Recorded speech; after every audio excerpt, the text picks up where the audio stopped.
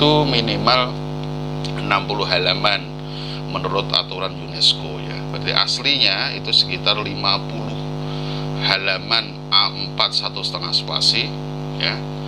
Nah, itu tapi juga bisa juga, terakhir kemarin ada yang tanya ke saya, bisakah dalam satu buku di berbeda genre? Oh, bisa saja, tinggal kemasannya aja.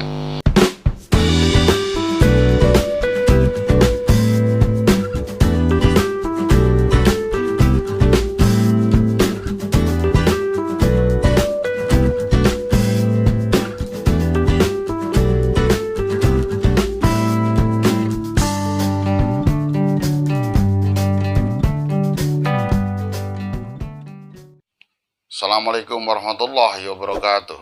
Halo Sobat Literasi, selamat berjumpa kembali dengan saya Belantik Literasi, berliterasi setiap hari dalam segmen Ngarsi Ngaji Literasi.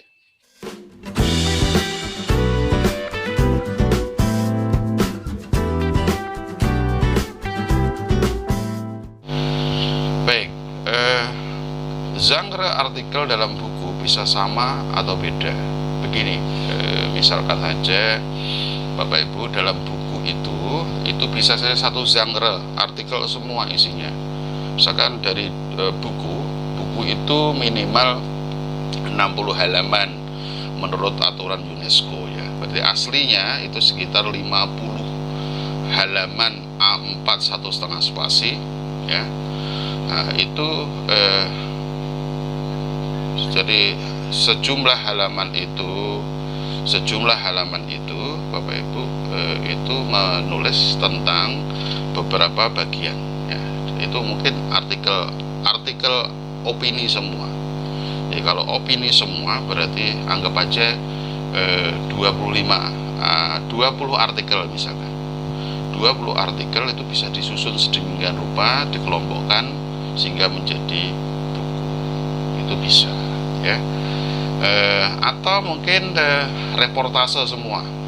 Jadi kalau Bapak Ibu mendapat tugas sebagai humas di sekolah, Bapak Ibu bisa menulis kegiatan-kegiatan itu dengan cara bercerita.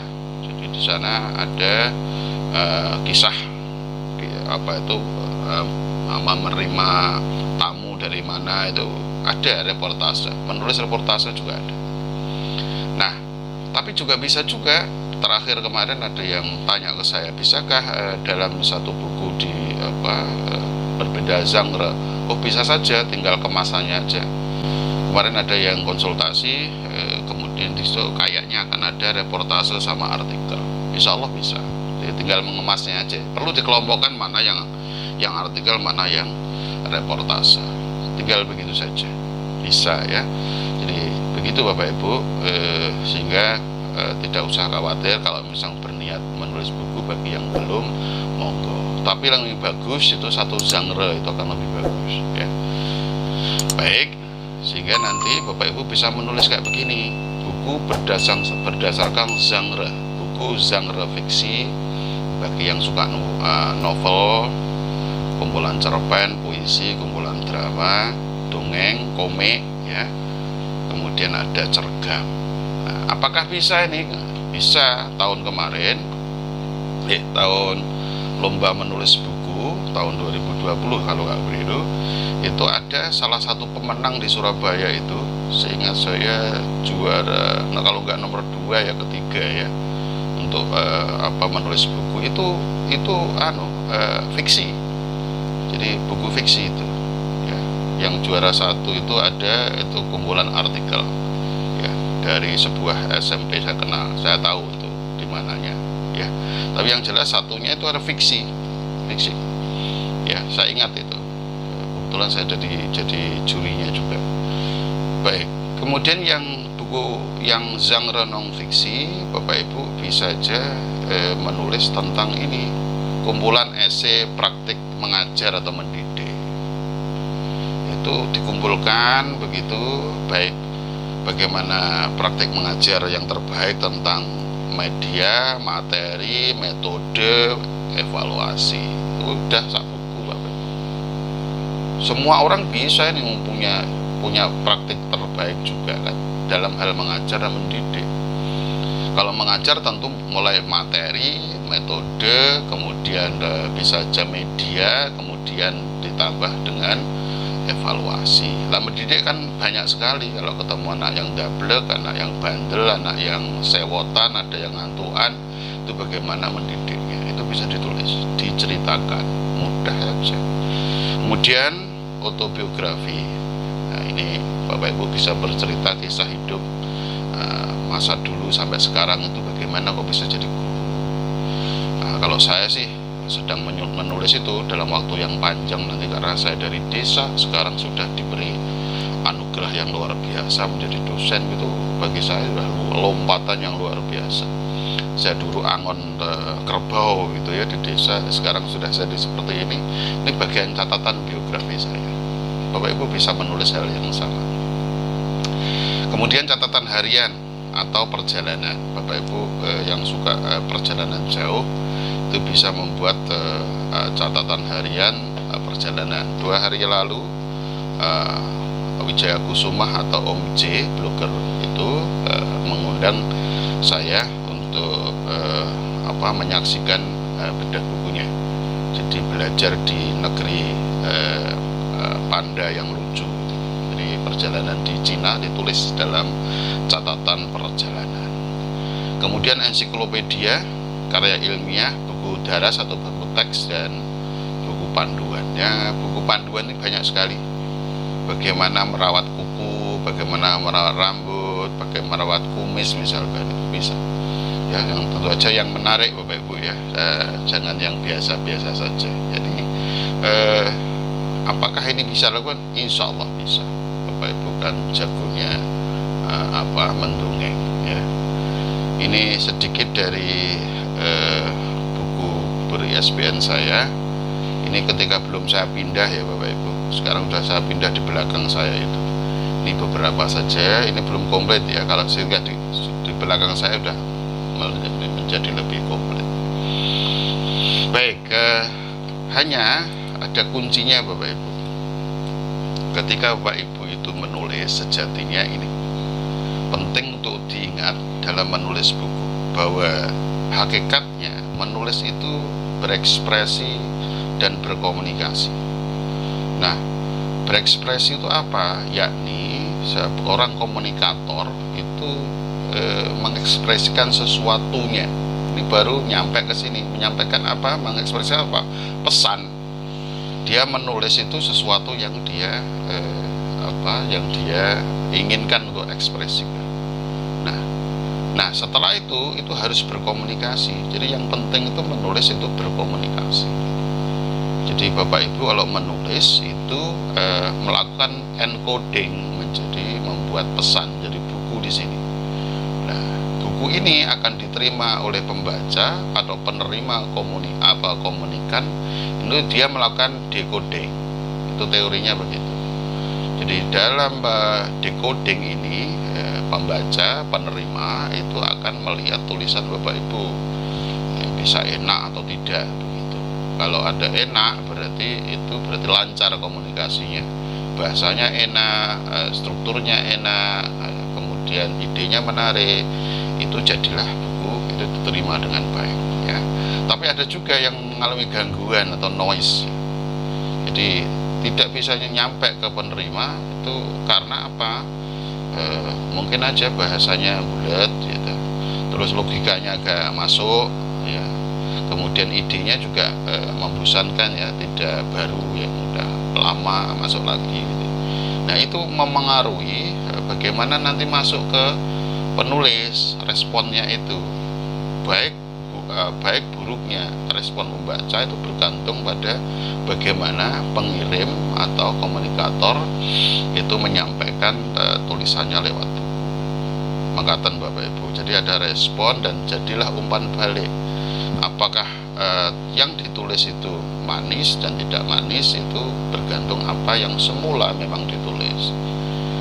Dan jadi ada buku yang dapat sambutan luar biasa, itu berarti pesannya atau isinya memang bagus, diterima oleh masyarakat banyak, dan karena itu memang akhirnya menjadi buku itu menjadi laris, menjadi banyak diperbincangkan dan seterusnya. Nah, realnya apa? Ya tentu saja panjenengan sebagai penulis itu harus menghasilkan tulisan dan berhadapan dengan pembaca. Khairil Anwar ini mengkomunikasikan saja akunya kepada pembaca, ya. Bahkan Bapak Ibu saking mungkin senang dengan saja aku, makanya sampai hafal gitu. Ya, Budi Dharma mungkin berkomunikasi sastranya lewat Olengka, berhadapan dengan pembaca. Nah, Ibnu Athaillah Sakandari itu dengan kitab Al-Hikamnya itu berkomunikasi dengan pembaca di Indonesia maupun di dunia. Jadi hakikatnya seperti ini. Nah, ini tinggal Bapak Ibu di bawah nama penulis itu tinggal pasang nama panjenengan, terus judul buku apa, terus pembacanya panjenengan bayangkan siapa gitu ya. Jadi kalau saya berarti Muhammad Khairi, terus ini kitab kehidupan pembaca Indonesia. Nah, prakteknya nanti di bawahnya ini. Jadi Bapak Ibu ketika berkomunikasi, ketika kita menulis itu kita akan mengomunikasikan gagasan. Nah, ketika kita menulis, kita dan pembaca itu seakan berada dalam forum yang saling berhadapan. Jadi harus kita bayangkan bahwa kita sedang bicara dengan sekian ratus orang atau sekian ribu orang, ya. Harus jelas siapa kira-kira segmen pembaca kita. Karena itu kalau menulis memang harus jelas siapa segmen kita, anak SD, kemudian para ustadzah, kemudian anak-anak, atau mungkin katakanlah orang tua. Itu harus kita bayangkan. Buku itu harus begitu.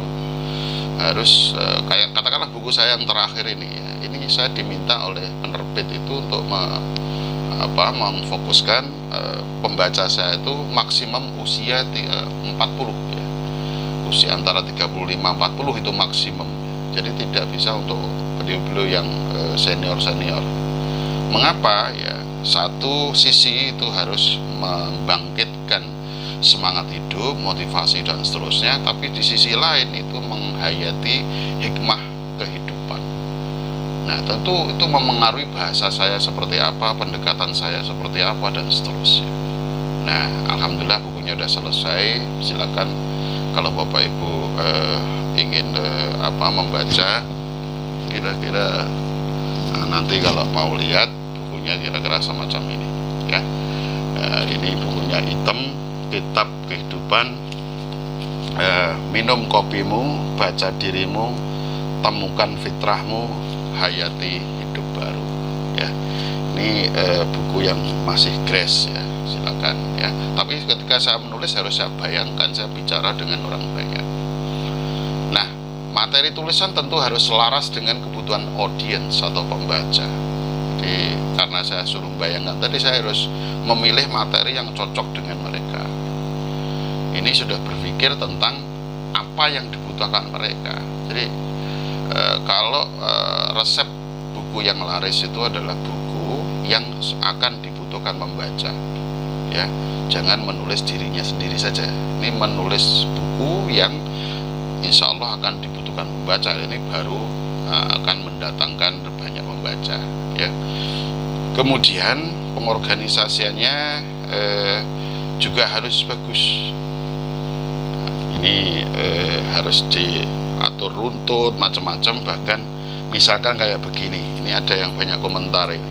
Jadi ada buku saya itu ditulis ini ada jendelanya, ini bolong ini bikin lucu saja, tapi ada tulisan Arabnya di situ, Mazra'atul Akhirah kalau nggak gitu ya. Mazra'atul Akhirah itu ladang akhirat ya. Jadi ada pintunya begitu. Itu sudah unik ya bagi orang tertentu melihat logo ada buku, ada jendelanya gitu. Nah, ini termasuk dalam hal pengorganisasian atau pengemasan. Kemudian penggunaan bahasa yang komunikatif. Nah, itu jadi ketika menulis Bapak Ibu harus mencatat dalam hati bahwa saya sedang berkomunikasi, dan karena itu saya harus enak nih isinya. Jadi saya sedang menyampaikan sesuatu pada pembaca, dan karena itu saya harus meyakinkan dengan bukti-bukti, dengan logika yang enak, bahasanya juga enak gitu. Nah, bagaimana ini kita runut bahwa menulis itu juga menulis yang benar. Benar apa? Benar dalam idenya, benar dalam strukturnya, dan bagaimana bahasanya ya. Kita harus belajar runut dalam diri kita itu. Kita harus mendidik diri bagaimana sumber idenya, bagaimana inspirasinya, bagaimana nanti juga memilih idenya, dan juga memilih audiens atau pembaca. Ini kita harus berlatih setiap hari supaya tidak menclek ya. Sebab menulis buku itu sebuah proyek ya, sebuah proyek, tidak bisa main-main. Kalau main-main nggak jadi-jadi. Kalau serius insya Allah jadi ya, insya Allah jadi. Kalau Bapak Ibu serius itu mulai menggali ide, sumbernya bagaimana, di mana saja, kemudian inspirasinya bagaimana, milih ide dan seterusnya sampai ke memilih audiens. Lalu Bapak Ibu akan milih strukturnya. Ini tulisannya akademik atau yang kreatif. Yang paling mudah biasanya ada yang suka bikin PTK, itu akademik ya, ada yang suka begitu ya silakan saja. Ada juga yang tulisan kreatif seperti yang tadi bercerita tentang pengalaman mengajar dan menulis, itu bisa saja. Itu harus sesuai genre-nya, jangan dicampur-campur. Kemudian bahasanya juga demikian. Kalau artikelnya itu atau tulisannya akademik, berarti juga hasilnya itu harus, bahasanya juga harus akademik. Kira-kira itu bagian yang pertama, bahwa tulisan Bapak Ibu nanti juga harus menyampaikan sesuatu dengan ide yang bagus, pengorganisasian yang bagus, bahasa yang bagus ya. Dan itulah baru kita merasa senang, berarti merasa nyaman. Jadi menulis menjadi asik gitu. Mengapa menulis itu menjadi asik? Dan itu harus dijalani dengan asik. Asik itu jadi senang Bapak Ibu. Itu ada ungkapan dari Albert Einstein, Bapak Ibu tahu itu ya. Dalam pengalaman Albert Einstein, karya kreatif terbaik tidak pernah terselesaikan ketika seseorang tidak bahagia. Implikasinya, hanya ketika bahagialah seseorang mampu melahirkan karya tulis yang terbaik. Jadi Bapak Ibu harus merasa bahagia kalau menulis itu. Jangan pas ngamuk-ngamuk lalu menulis itu, nanti malah kacau ya. Ketika Anda riang ya, ketika Bapak Ibu riang bahagia, maka Anda dipenuhi passion atau gairah yang menyala-nyala dan menggugah. Nah, jantung yang secara spiritual disebut kolbu, yang terdiri dari akal dan jiwa atau nafs, berirama rileks. Akal pun bekerja dengan sehat. Nah, ujung-ujungnya neuron-neuron di dalam sel otak itu menjadi hidup, sehingga Anda memiliki gerak pemikiran yang jernih dan lancar.